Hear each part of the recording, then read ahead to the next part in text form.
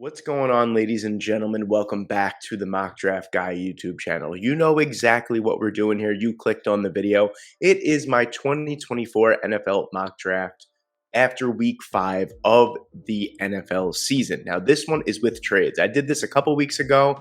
I didn't do one last week with trades. I did it without it. This draft order is super interesting. A lot of injuries coming in, a lot of teams losing more than I feel like we expected so far throughout this season. So this order is super interesting, but a lot of these picks actually warranted some trades. So I'm super excited to get that to you.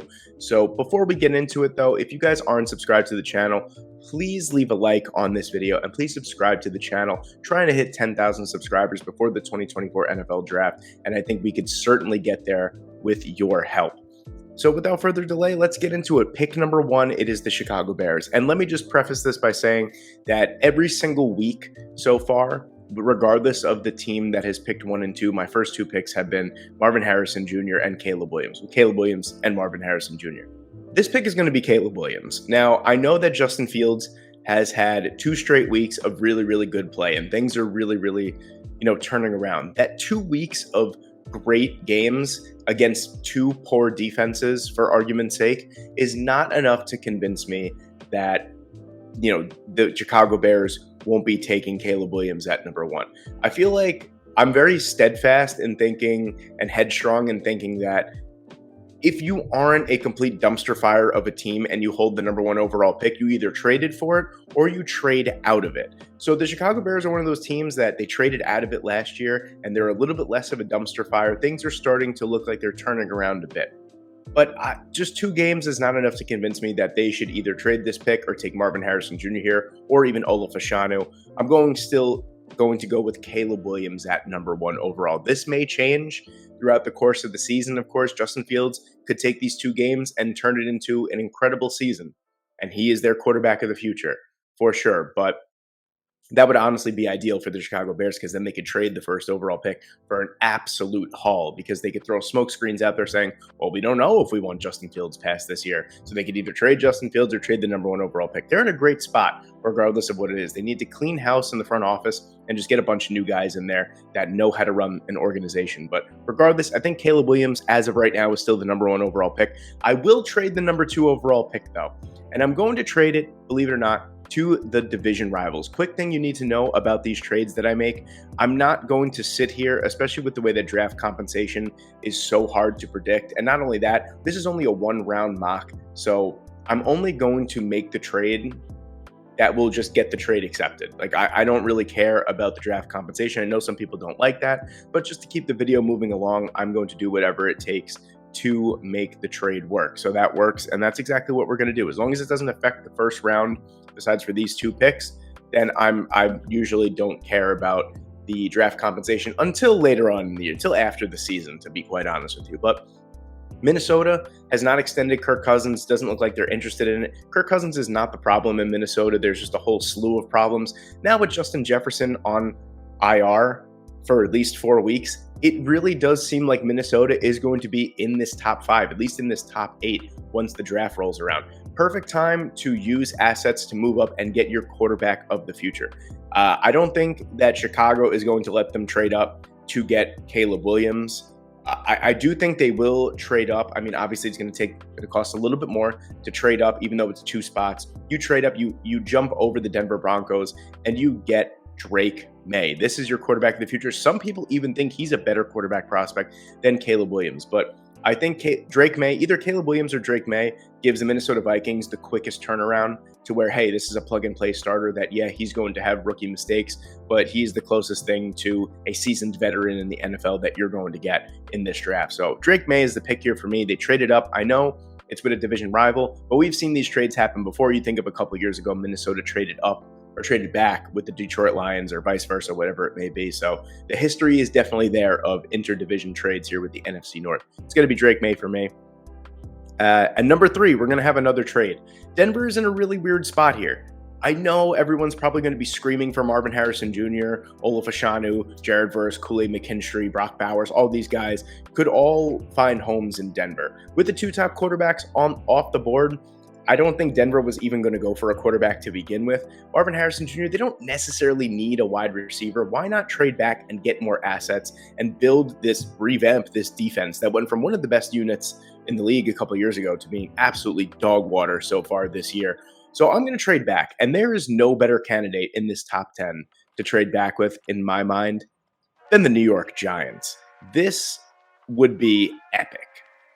The New York Giants desperately need a wide receiver. It doesn't matter what type of wide receiver, they need a wide receiver. Marvin Harrison Jr. slips past the first 2 picks. I have to go for it here. The Giants have to trade up. This is as close as they're going to get to a generational receiver in this draft. They have to pull the trigger. They have to go for it. Marvin Harrison Jr., they trade up and is the pick for me for the New York Giants at number 3 overall.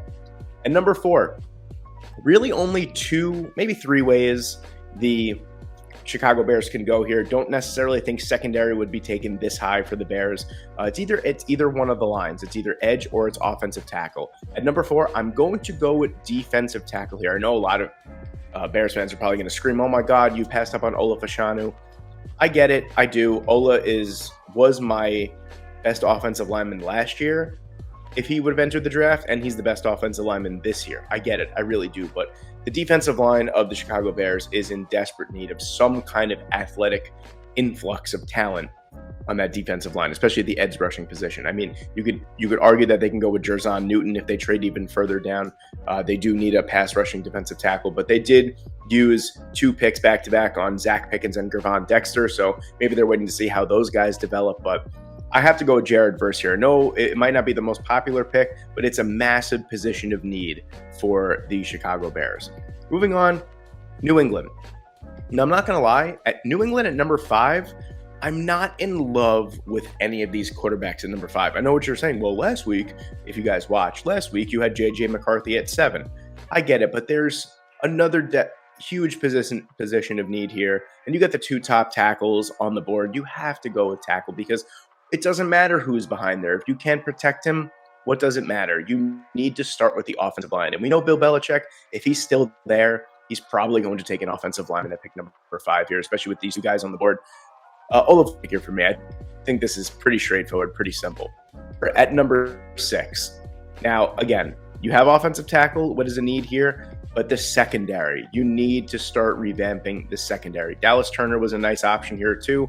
Joe Alt, even Brock Bowers still on the board. I'm going to go with the biggest need here, and for me, that is corner. Pat Surtain there's been rumors of some trade interest in Pat Surtain. I think Denver holds on. He is a key piece for the future. That is a defensive cornerstone that you need. You can't trade someone like that. You have to bump up the secondary again. Justin Simmons is someone who I think could get moved, though, especially with that contract. Kool-Aid McKinstry is going to be the pick here for me. He's the number 1 corner on the board. A little bit of a weak cornerback class, if you ask me, but he still stands out as the best. Arizona at number 7. This is a pick that I've made every single week. I'm pretty sure I'm going to make it again. It's going to be Jerzon Newton for me. This pick could probably, no, it can't be made at number 9. I was going to say, because if he's there at 9, the Raiders would probably take him, but Arizona seems like the best fit for me for Jerzon Newton. He is my best defensive player in the entire draft. That's my opinion.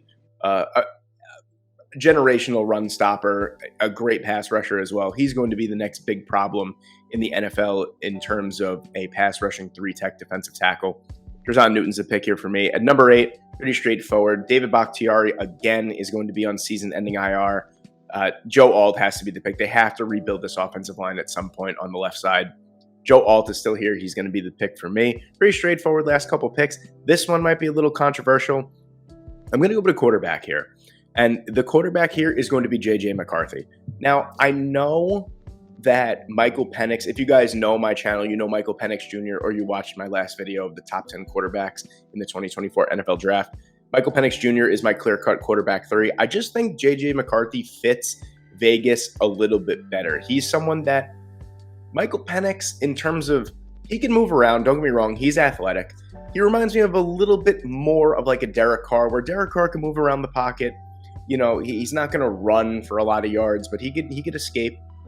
But having someone like J.J. McCarthy with the uber athletic ability, with the ball placement, the arm strength that he possesses, he's going to be a little bit green. But I think that McCarthy would be a better fit in Vegas than Michael Penix Jr. would be, to be quite honest with you. I think you have to start over. I mean, the Raiders have had two, I don't want to say fluky wins. Week 1 was a pretty fluky win against a decimated Denver team. They played pretty well defensively against the Green Bay Packers, but they just got nothing going on offense. Jimmy G is clearly not it at the quarterback position. I think they need to make a change very, very soon in terms of the 2024 NFL draft, or they're going to fall into irrelevancy. Wow. J.J. McCarthy is going to be the pick here for me at number 9. Number 10, you have the Arizona Cardinals. Last week, I made the pick of, I believe it was Emeka Egbuka here. With Keon Coleman still on the board, he is my wide receiver too. I think he fits the mold better for what Arizona is looking for in terms of a wide receiver. I definitely think they need a wide receiver, especially after Marquise Hollywood-Brown is putting in good performance after good performance. It makes me think that they're either going to trade him or he's going to leave in free agency. So that's a big hole. Imagine Keon Coleman, Rondale Moore, Michael Wilson. That's a really, really nice young trio of wide receivers right there. I'm going to go with Keon Coleman. My New York Jets at number 11. Pretty straightforward. This is going to be the pick or a pick every single week. It's going to be offensive line. I mean, they just keep every time the Jets win, they lose a key player. It was Aaron Rodgers in week 1, and they lost Elijah Vera-Tucker for the year after beating Denver. I mean, if this is going to happen, this is going to keep happening, I don't want to win any more games. That's it.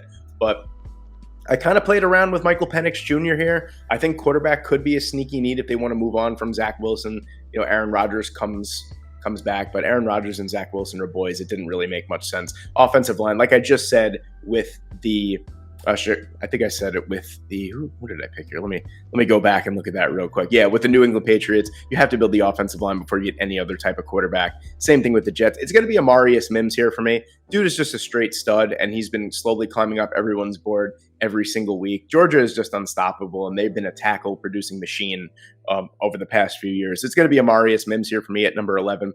We're going to go on a little bit of a run here on offensive lineman. Washington at number 12, clearly in need of an offensive line. And then, what is it? Sadiq Charles Leno. Those guys just aren't going to be cutting it. Cosme is okay.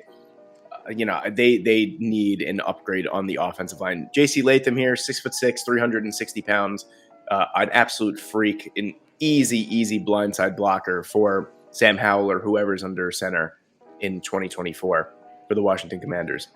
And then Tennessee again. I mean, Tennessee got, I believe, I don't know the exact sack numbers that Indianapolis produced against Tennessee, but every highlight I saw, Ryan Tannehill was under pressure, escaping sacks, getting drilled. It's clear that the offensive line still needs another 1 or 2 pieces to become a semi-formidable unit. The pick here for me is going to be Cooper Beebe. This is a pick I made a couple times in this series. Beebe is uber versatile, can play on the interior, can play the tackle position, has the size, 6'4", 335 pounds. Probably more suited for guard, but he could also play tackle. Same thing with Skoronski. Skoronski was someone who was probably going to be the best fit as a guard at the next level, and he's been their best offensive lineman so far. And Beebe is this year's Peter Skoronski for me. So it's going to be Beebe here. At number 14, the fall for Brock Bowers stops here. That's offensive line, sure. Wide receiver, this is essentially your wide receiver right here. Brock Bowers is the easy pick for me. Kind of same thing with Dallas Turner here. Dallas Turner is just too much of a freak for defensive coordinator Raheem Morris to kind of pass up on. I think Raheem Morris is one of the better defensive coordinators in the league, and I think he could turn Dallas Turner into an absolute stud. That's going to be the pick for the Rams. At number 16, you have the LA Chargers, and this is going to be a safety for me. This is going to be Cooper DeJean. They traded away J.C. Jackson. That was just probably is going to go down as one of, if not the worst, contracts in NFL history. It just wasn't a good fit from the beginning. He wasn't playing great last year. He got hurt, wasn't playing great this year, got arrested, didn't want to play. Whatever it may be, it was just a disaster. But DeJean is someone that could play cornerback, probably best suited as a safety at the next level, just insanely athletic. He's a chess piece that you can move around. Whatever Brandon Staley, if he's still there, wants to do with Cooper DeJean, he could probably do it. He could even return kicks as well, another wrinkle to his game.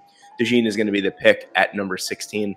17, you have the Houston Texans. This is another pretty straightforward pick. I think D'Amico Ryans is going to try and do what the San Francisco 49ers did in San Fran, is just keep adding just these amazing amazingly talented defensive pieces to that defensive line until you have one of the most unstoppable defensive lines in the NFL. They added Will Anderson. I think they added defensive tackle. Leonard Taylor is someone who's been growing on me. I didn't really understand the hype coming into the season, but he's played very well so far for Miami this year. Miami with one of the biggest coaching fumbles of all time this past weekend. If you didn't see how Miami lost their football game, I believe it was Georgia Tech. I don't even remember. Whoever they lost to, it was an all-time fumble by Mario Cristobal. So horrible, horrible stuff. But regardless of that, Leonard Taylor is a beast. I think this would be a really nice piece for D'Amico Ryans to mold into another unstoppable interior guy that they had. Like they had DeForest Buckner, they have Eric Armstead, guys like that. Number 18, this is going to be another trade for me. Now, the reason why this is going to be a trade for me, New Orleans at number 18, safety is in play. Defensive line is in play as well. But if you look at the Buffalo Bills where they are, there are two teams ahead of them that are wide receiver needy. You have the Indianapolis Colts, you have the Atlanta Falcons. I think with Malik Neighbors, Emeka Egbuka, Rome Odunze on the board, I think it makes sense for the Buffalo Bills just to kind of skip up, maybe trade a mid-round pick, skip up past those guys, just don't even worry about it, and make your pick. So I'm going to trade this pick. It's going to be the New Orleans Saints making the pick to the Buffalo Bills. And, a mid-round pick should probably that does the trick. Buffalo moves up, and they take Emeka Egbuka. Gabe Davis is playing like a wide receiver one so far this year. I think he has a touchdown like four straight games, I believe. He's been incredible. Stephon Diggs has been playing all pro level like he usually does anyway, so you don't even have to worry about that. But it's a whole heap of garbage for the most part. Behind them, Trent Sherfield has been cool. Deontay Hardy's been all right. But they lack, even Khalil Shakur, they're lacking a legitimate wide receiver 3. And who knows, they could either be drafting a wide receiver 2 if Gabe Davis leaves in free agency, or they re-sign Gabe Davis, they trade Stephon Diggs. You never know what's going to happen. Egbuka's on the board. He's one of the most explosive wide receivers in this draft, if not the most explosive wide receiver in the draft. You move up a few spots and you get him. At number 19, you have the Atlanta Falcons. Regardless of what Desmond Ridder did or is going to do this season, unless he turns into like prime Michael Vick, I think Atlanta should be in the quarterback market. His game is just too limited for me. I'm sorry. Houston played good defense against the Pittsburgh Steelers, but that's not a necessarily formidable unit that's going to scare you every single week. They played well. They played well against Atlanta, but they allowed him to throw for 320 yards or something like that and a touchdown. Be that as it may, Desmond Ridder is not the guy for me. Michael Penix Jr. is the guy for me, though. I feel like this is just such a perfect fit. Penix Jr. with a really nice offensive line ahead of him. Maybe they get another weapon in this draft or free agency. You have Kyle Pitts if they don't trade him. Drake London, and then maybe someone else. That's really, really nice. A great running game as well. I think, Mike, this would be like one of the ideal fits for Penix Jr. to just slide right in and become the starter right away. Number 20, Indianapolis. I made this pick last week. I'm going to make it again. Rome Odunze is the pick. Josh Downs looks like he's emerging as Anthony Richardson's favorite target right now, and even Gardner Minshew's for that point. He is slowly but surely getting his reps and his targets increased, every single week. I still think that they could use a outside threat. That would be a really nice trio, even a foursome if you throw Alec Pierce in there. Rome Odunze, Alec Pierce, Michael Pittman, Josh Downs. That's really, really scary and really young as well. Odunze is the pick. And then you have the New Orleans Saints on the back end of their trade. This is going to be Laiatu Latu for me. The guy is just first off, he's probably just going to keep moving up the board for me as the season goes on because he has just been incredible. He had another sack this past week.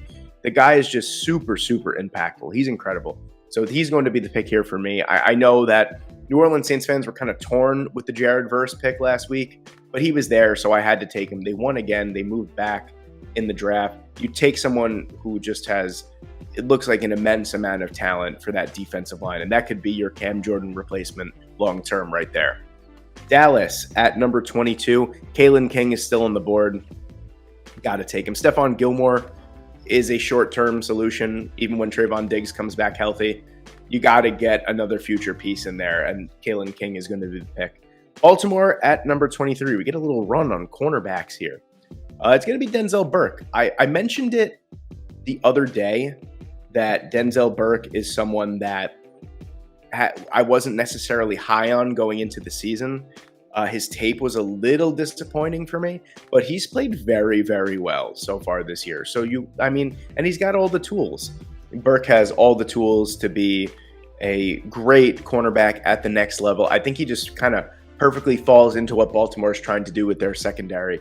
Moving on, you have Seattle at pick number 24. This is going to be an unsexy pick for me here. It's going to be Chris Jenkins, just a pure defensive line space eater, run stuffer. I really like what he brings to the table in Michigan. I don't know what Michigan has been feeding these defensive linemen the past few years. You think of Ojabo at outside linebacker.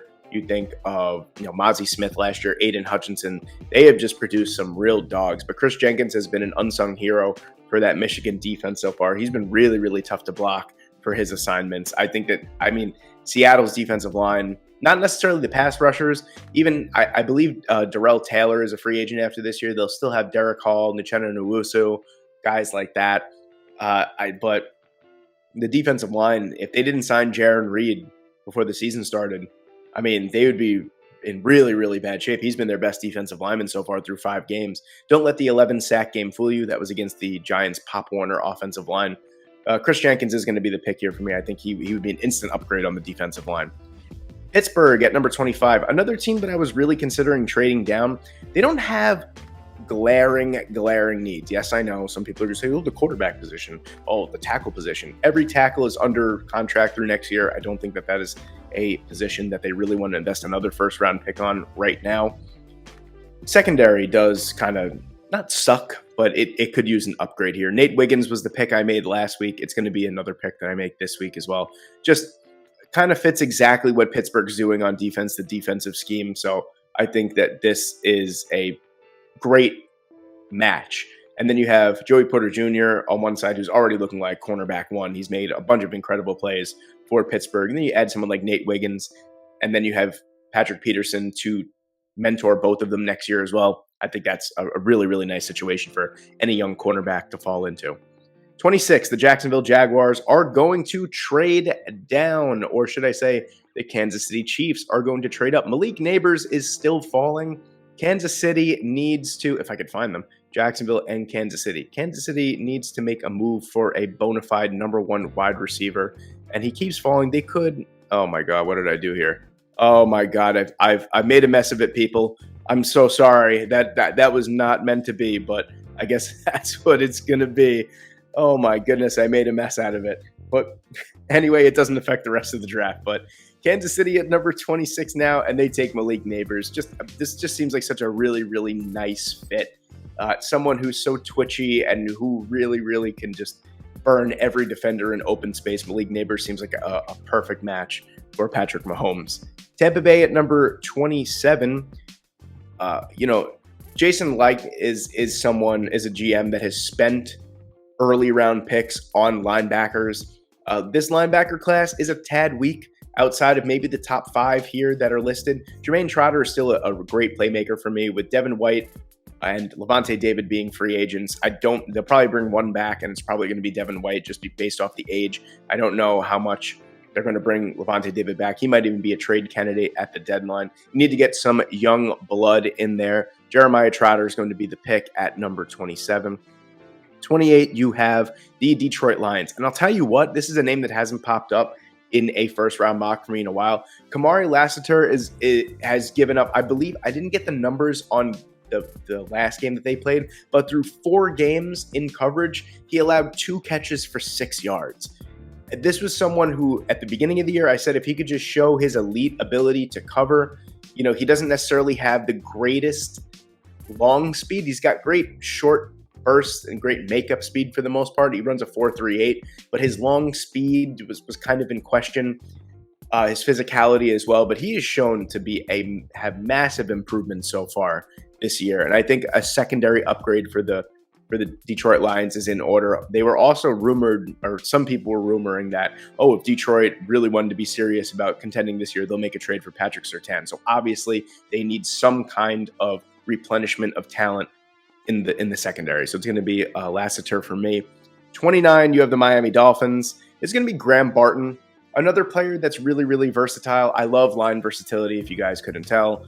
Everyone who watches this channel who knows me knows that line versatility is absolutely key for me. Someone who has the body of someone that could play on the inside, just a smidge over 300 pounds, but he's super, super strong. And he's been easily Duke's best lineman they've had in a very, very long time. So Graham Barton is the pick here for me. This is a team that really needs some offensive line, upgrades, definitely. In free agency, during the draft, whatever it may be, they need to protect Tua Tagovailoa at all costs. I'll tell you what, one thing I was really contemplating with Brock Bowers still being there at 14, I wasn't necessarily sure if I wanted Cincinnati to take them. I was going to have Miami trade all the way up and take Brock Bowers. Could you imagine that offense? I mean, you would add another. I mean, he's technically a speedster for the tight end position. You'd have Tyreek Hill, Jalen Waddle, Cedric Wilson, Brock Bowers, Raheem Mostert, Devin Achane. I mean, that would just be unbelievable. It would be Chase Claypool or whatever too. Whatever it may be, it would be sick. But Philadelphia at number 30. This is going to be Braylon Trice. The 4-3 defensive end position for me is getting a little old. Josh Sweat and Brandon Graham are both free agents, and behind them is not too much depth for the most part. So you get a young, malleable piece like Braylon Trice, who has all the chops, the length, 6'4", 270 pounds, has the strength as well. Something that, the Philadelphia Eagles could just mold into another great defensive end that they always seem to have. Jacksonville with their trade down pick at number 31. And this might not make a lot of sense to a lot of people, but I'm going to go with a wide receiver, even though they traded back with Malik Neighbors still being there. I just think Troy Franklin is someone that's not getting enough love as a legitimate first-round talent. The guy is just – I honestly don't think Bo Nix would be considered like a first-round or a early first, late first, second-round pick, whatever it may be, if it wasn't for Troy Franklin. 6'3", 195 pounds around that, just an incredible wide receiver. Just you could put him anywhere in the offensive, you could line him up anywhere, inside, slot, outside, whatever it may be, X, Y, Z, backfield if you want. I guess, I don't know. I'm just being all silly. But yeah, Jacksonville could be a sneaky wide receiver need, depending on, I don't know, Calvin Ridley has kind of been a little bit of a letdown so far this year. He got off like gangbusters in the first week, and then he's been pretty quiet. I think he has like one touchdown since then. He's been pretty quiet. It just, I don't know if the connection with Trevor Lawrence is necessarily there. I think Zay Jones is making a bigger impact than Calvin Ridley has, in the recent weeks. He had a good game in London this past week against the Bills, but, he's been a little bit quiet since week one. And then, Christian Kirk is Christian Kirk. And like I said, Zay Jones is still there. So you could use an upgrade over Zay Jones. Troy Franklin is going to be the pick, a really nice long-term piece there. And then at number 32, you have the San Francisco 49ers. Kingsley Suamataia is the pick. Was on some kind of freak list I read. It was some kind of athletic freak list I read the other day. Some guy makes it every single year. I'm drawing a blank on his name, but he said, when you watch him play, he's just so much more agile and physically strong that someone should be for his size. And he's absolutely right. And if you're looking for a Trent Brown, you would definitely be looking for a Trent Brown replacement. I'm talking about Trent Williams. If you're looking for a long-term Trent Williams replacement, either Suamataia or Patrick Hall are the two guys for me, but Suamataia is still on the board, so it's going to be that. That might be the only weak spot on the San Francisco 49ers. They really do look incredible so far this year. Only 4 trades here. I thought I made a little bit more than that, but I was going to say a bunch of trades made. 4 trades is pretty decent for the most part in a first-round mock so far out from the draft. But there you have it, ladies and gentlemen. There is my 2024 first-round mock after week 5 of the 2023 NFL season. Let me know what you guys think in the comment section below. Please leave a like. Please leave a comment. Please subscribe to the channel if you haven't. Like I said at the beginning of the video, trying to hit 10,000 before the 2024 NFL draft. Thank you guys so much for watching today. I hope you enjoyed, and I hope I see you in the next one.